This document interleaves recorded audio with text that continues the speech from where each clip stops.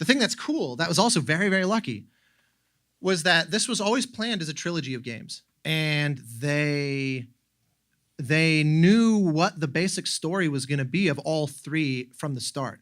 So they were able to talk to me and say, here's the trajectory. If we're lucky and the first one does well enough that we're able to keep going, here's where we're taking it. And I was able to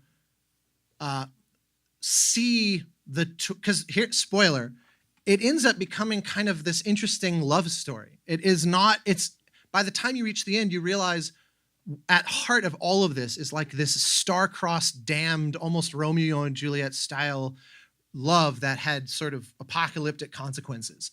And so I loved this idea that there's this main theme emblematic of their strength, but I would slowly evolve it into a different theme over the course of all three games to become something more intrinsically kind of romantically heartbroken. And it was so nice to be able to know that's where all this, because you would never know at the end of the first game. If you just played it, you would never have any idea.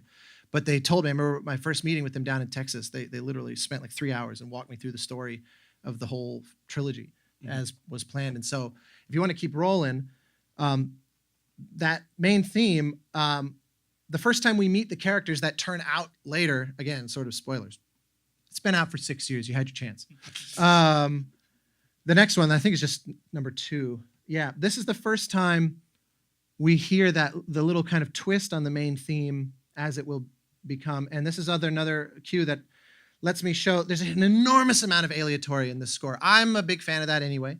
I love aleatoric textures. I use them in everything. This idea that they're only relegated to the, Chris Young and John Corigliano style environments is bizarre to me because it's just indeterminate rhythm. That's all that it means.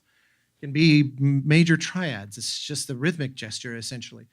But I end up thinking it's just delicious. And this score fully just owns it constantly.